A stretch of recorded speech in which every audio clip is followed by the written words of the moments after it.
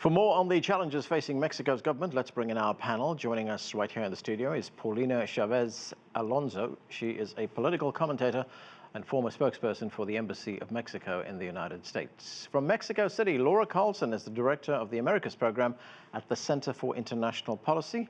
And Rafael Bernal is a staff writer with the U.S. political newspaper The Hill right here in Washington, D.C. Thank you to all of you for joining us.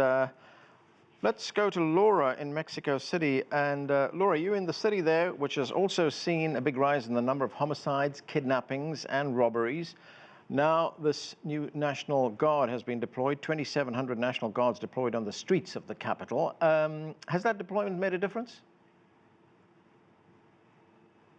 Well, we can't see now because it's not been very much time to really have an idea of the impact of that. We have had some news reports that in some parts of the city where the National Guard's been deployed, there's already been a reduction in delinquency, but I think that's more wishful thinking than actual statistics because we really don't have those statistics yet. You can't see a noticeable difference in the streets with the presence of the National Guard. I was, however, just up in Tijuana, and there you can definitely see the difference in the deployment. The new white uniforms taking over where there used to be blue and green. The city has a tradition of not accepting federal armed forces in the city for crime, for working on public safety and crime. So this is also a new experiment in cooperation between the different forces, and the results have yet to be seen. One of the other things I was wondering about, Laura, is you have Mexico City, which is one of the biggest cities in the world. Millions of people live in that city, and 2,700 National Guards deployed. I mean, is that going to make it? Is that going to crack it? Well, again, it really depends on a lot of other factors. And the government has been very clear that the deployment of the National Guard doesn't go alone. It has to be combined with a high degree of cooperation with the other police forces, and it has to be combined with a new strategy. This is what people are really waiting to see. Will there be a new strategy that's not just confrontation and repression, which characterized the armed forces in public safety in the past, but actually works together with some of these social programs they're talking about that have to do with giving youth more opportunities, that have to do with more human rights and getting closer to the communities, which is what they say the National Guard will do. The sheer numbers are not going to do the trick. The problem is enormous, but they're hoping, and this is again a medium to long-term bet, that combined with these other factors, they'll be able to see a change. Paulina, what is your view on the strategy that President Obrador is using to counter this high number of homicides in Mexico? I think the problem is that he doesn't have a strategy. I mean, it is yet to be seen what exactly he's going to do to bring down the homicides rate and the violence in the streets. During his campaign and during his years as a leader of opposition, he was very vocal and very critic about this approach of using the military forces to tackle public security in the streets. And now he's doing basically the same, but we haven't seen like any profound changes or any like deeper that are attacking the root causes of the violence. We are just seeing like some like redistribution of the forces, like some members from the federal police and some members of the army and some members of the Navy. But we are not hearing much about training and investing and really building the capabilities of the national police and security forces. So the problem is that this is basically a very shallow initiative. It's only an element of what should be a whole and a very comprehensive strategy, and we haven't heard much about that. Yeah, which is a point that Laura made as well. One other point, Paulina, that is, does the deployment of these National Guards have widespread public support? I don't think so. I think that one of the promises, as I was mentioning before, of President Obrador was to bring the militaries back to their barracks, to not having them policing the streets as they have been doing for more than 10 years now. And this was a failed approach that was instituted by former President Felipe Calderón and also President Enrique Peña Nieto. I mean, people knew that violence didn't go down. Violence and homicides rate kept climbing up and surging in several areas of Mexico. So I think that they do not support because they are widely, and it's widely known that there are reports about human rights abuses, and that was the reason why human rights organizations and civil groups were very vocal about this. They were expressing their opposition, and they were lobbying against this military approach to remain as part of the security strategy. Right, let's say hello to Eduardo Arcos right now. He joins us from Mexico City as well, and he's an analyst with control risks in Mexico City. Eduardo, nice to have you on the show. We're talking about the deployment of this new National Guard force in Mexico to counter the very high rates of homicide in the country. I was looking at the figures here, 17,000 homicides in just the first 6 months of this year alone. That's 94 murders a day. Firstly, what is fueling this violence in Mexico? Well, there are various factors that are causing this violence. First of all, it's a domino effect that has been happening in Mexico over the past decade, following the launch of the so-called war against drugs launched during the presidential administration of Felipe Calderón, which led to a fragmentation of organized crime dynamics in the country. So now, whereas 1 decade before you used to have 4 or 5 large criminal organizations, now you have dozens of criminal organizations which can often be more violent and less predictable in nature. So therefore, the security forces have become quite incapable of dealing with this war on multiple fronts, and this has been the main driver of homicides and deadly violence over the past years. When you say the security forces have not been successful in countering this, does this new National Guard force change that?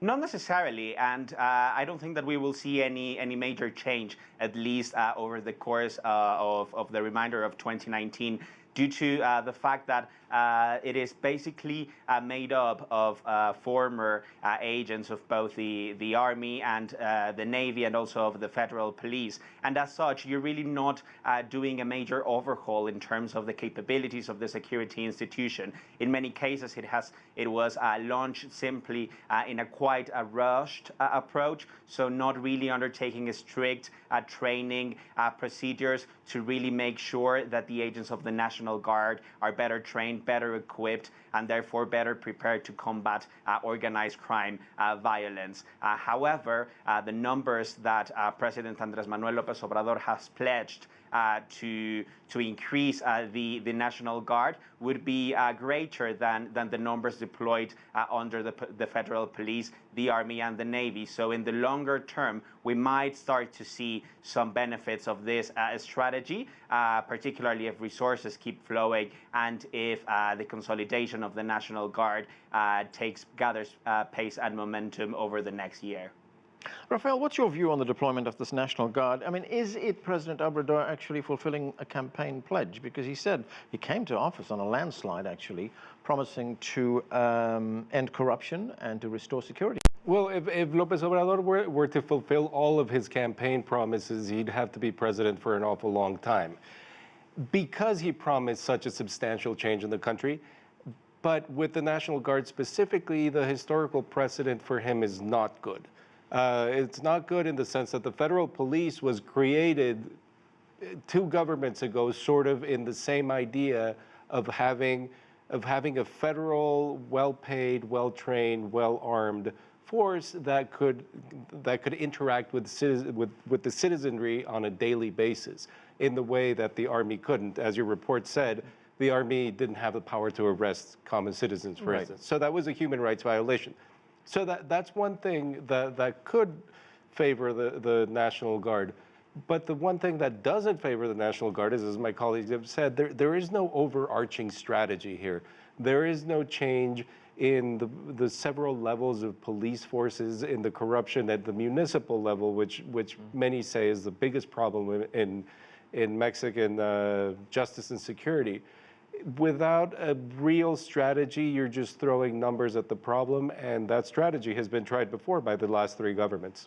You know, you mentioned the federal police force. There are, of course, other police forces, the municipal force that you mentioned as well, traditional forces in Mexico as well. I mean, isn't this, we know that security forces anywhere in the world always fight to keep their turf. I mean, this seems like a recipe for a turf war. Well, that is a bigger problem that López Obrador is facing, and he's also facing a turf war within the military from where he's extracting all of these federal these soldiers.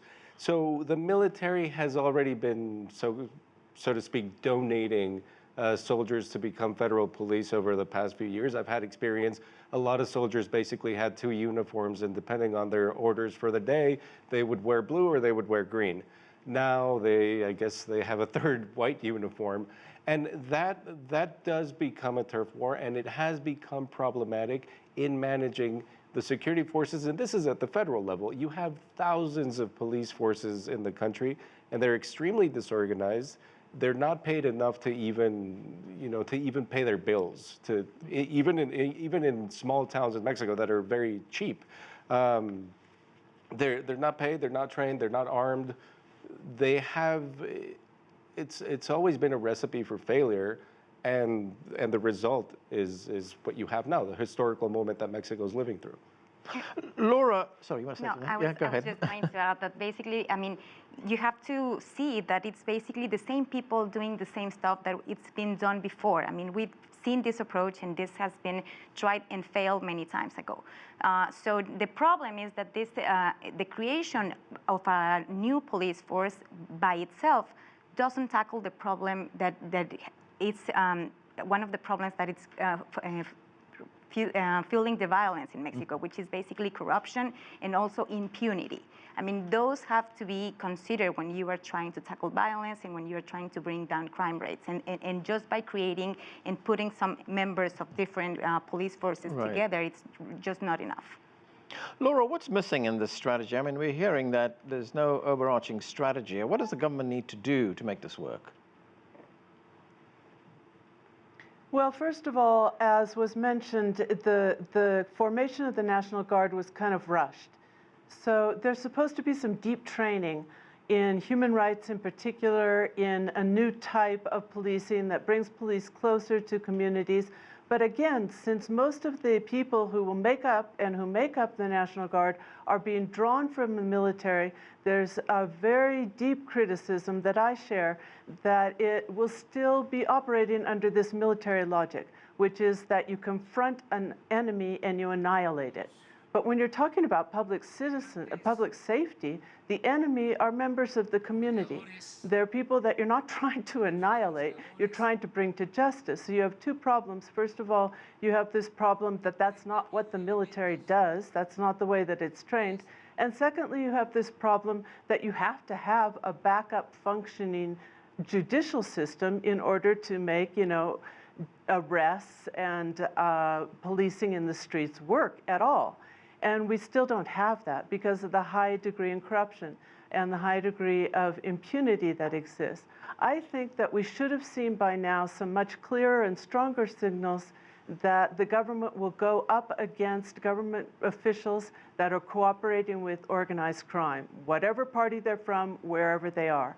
We need to send out stronger signals that that's not going to be the way of operating anymore, because if that continues, the police can do the best work in the world and the chain will be broken as they take criminals in. And we also need to see those social programs that promise new opportunities for youth and that promise stronger communities really ramp up despite the austerity that's been a limitation, in order for people to find, to find less fertile ground for recruiting into organized crime, and for the state to take over some of the jobs that organized crime has been doing in communities. Eduardo, critics of the president's strategy have pointed out that using a militarized force to enforce law and order could be open to abuse. I mean, how much of a risk is there right now that force can be abused? It is a latent risk, and it definitely is more risky given the implementation of the National Guard and how it is being pursued as a really unilateral move from the presidential administration of Andrés Manuel López Obrador, and in many ways disregarding what important autonomous organisms and organizations such as the National Human Rights Commission have voiced in terms of criticism of the secondary legislation pertaining to the mandate and the tasks that the National Guard can perform and carry out. Moreover, there is a little bit of a gray area as well in terms of the mandate and the formation of its members. So there have been various reports that given the current legislation, the members would have to be trained in a almost military kind of fashion instead of following a civilian type of training. So this, of course, could lead to abuses in terms of excessive use of force, which is something that we have also seen during the previous presidential administrations of Calderón and of Peña Nieto, where the overt use of the military and the Navy for public security tasks has led to some high-profile human rights abuses and cases of excessive use of force, most notably, for example, Tanguato a few years back, and also in many ways as well the catastrophe in Ayotzinapa during the Peña Nieto administration. So there is a latent risk that this will be repeated with the National Guard and this approach, and this would actually be a very serious blow for the security strategy of this administration, which pledged to change course to really strengthen security in the country. Paulina, I was wondering about something else, and that if this strategy is to work, then all the different diverse law enforcement agencies in Mexico would have to work with each other. Yeah. But it seems here this is set up not to work with each other because, Rafael mentioned the federal police, which is a federal law enforcement agency in Mexico. Will they be subordinate to the National Guard? That's something that we will need to see how they implement, because that's the problem with the composition of this, with the National Guard, is that it's hybrid. So bringing people from all these different corporations poses a problem by itself, because obviously the military has a very strict discipline and they have a hierarchy and they operate in a very different way that the federal police do. So the problem is that it's not, I mean, the diagnosis is there. I mean, obviously the President López Obrador has to take some steps to tackle violence and to bring down crime rate. But the problem is that it's not clear how it's going to get done. And all these details are a little bit lost in the middle because of the rush and of the pressure that he was feeling, that he really needed to deliver as soon as possible. But the problem is that we haven't seen so many details in the implementation and who is going to be in charge of what. The only change that we saw is that at the beginning, when he started his presidency and started to talk about this initiative, it was going to be under the supervision of the National Defense Secretary. And now they changed because of this pressure from civil groups and human rights organizations. They changed it to put it under civil jurisdiction. And it's now overseen by the Secretary of Public Security. But that's basically it. We'll still need to hear about, a lot of more details about this. Rafael, one of the other big sort of platforms that the President fought his election on was to end corruption.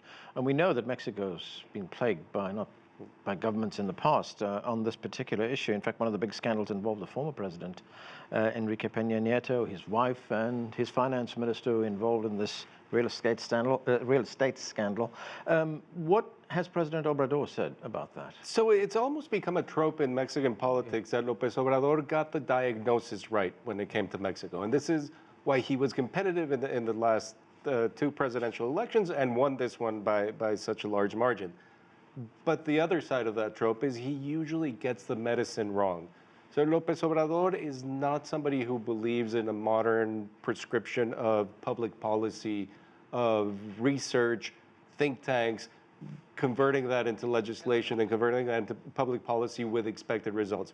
He believes in the enactment of political power and the centralized enactment of political power in a way that has been performed historically in Mexico with mixed results, as it's a powerful country, but it's not a very wealthy country. So whatever's been historically done, you can't really say it's worked. So what is it possible that he can succeed in rooting out corruption? He has to root out corruption in his own party, which is a new party modeled around him. He has to root out corruption in his own government. He has to root out corruption that's new, that he's brought with him, whether he's involved in it or not. I don't know if that you could even find that out before being able to attack historical corruption. So yes, he's right that corruption is the biggest issue, but that's a very simple answer. Essentially, everybody knows. Right. You know. Laura, it seems, what is lacking here, and we've heard this from everyone on the show today, is that there is no sort of holistic solution to the problem of high crime rates in Mexico. But let's look at one component of that. Say the government wants to adopt an economic strategy, perhaps create more jobs, perhaps create jobs for young people. I'm looking at some of the figures here. Mexico has averaged 2.5% annual growth over the last 25 years. And in fact, right now, the IMF has cut its growth forecast for the country. So how much of a burden would that be on the government? I mean, can it really adopt a holistic strategy? It's a huge burden, because that's really one of the limitations in all of the transformations that the government's trying to make, and that is trying to maintain the macroeconomic situation. So, for example, if it wants to have a greater redistribution of wealth, which would be a critical factor in being able to offer poor youth better jobs and better education and more opportunities, then it could come up against pushback, and would come up against pushback. We've seen it before historically and in other countries, from the international financial community, from the United States, from international investors. So there's always a fine line there between being able to carry out the program and yet not appearing to be so radical that they could become the target of an international financial community, international capitalists that could do a lot of damage to the nation itself. Paulina, is it really just up to President Obrador to try and implement these changes, to try and fix things? What about the legislature in Mexico? The problem is that when López Obrador won, he won with a very strong mandate, and he has majority in both houses, in both chambers of Congress. So basically, they do whatever he wants them to do, and they say whatever they want them to say. That's one of the things that troubles me the most, because López Obrador has immense power, and he has even the majority required to change the laws, not necessarily to change the Constitution, but he's very close to get that majority, and he would be able to actually bring people together and make a very big coalition to actually put in place deeper changes and structural reforms to make a lasting impact. And he's not doing that because he is so rushed and he really feels like he needs to deliver quickly. So he is avoiding to take all that trouble of making a very good diagnosis and taking the steps that Rafael was mentioning, like really building some strong initiatives and presenting it to the legislative body and Congress. So the problem is that, again, he is not allowing experts and really authorized voices to join his team and actually tell them what is working and what is not working. He just thinks that he can alone fix it. I mean, we've heard that before. Right. So that's the problem, that legislators and congressmen basically are doing whatever he wants them to do. Eduardo, clearly the president faces a number of challenges, as we've been heard, from a number of in a number of different ways that he has to fix this. If you had to look at what his priorities should be, what are his priorities?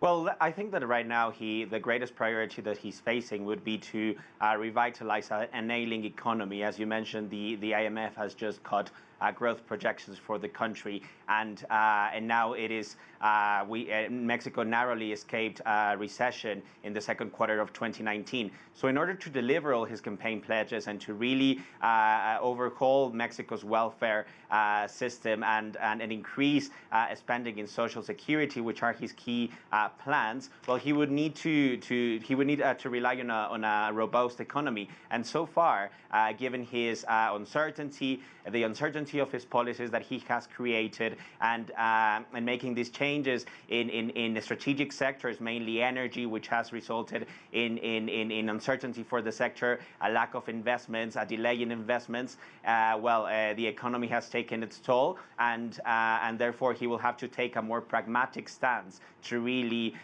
turn the situation around. Otherwise, his project for the nation could derail sooner than he had expected. And that's where we have to leave it. We have run out of time. Thanks to all of you for being with us. That's it for this edition of The Heat. I'm Anand Naidu in Washington, D.C. Thanks for watching.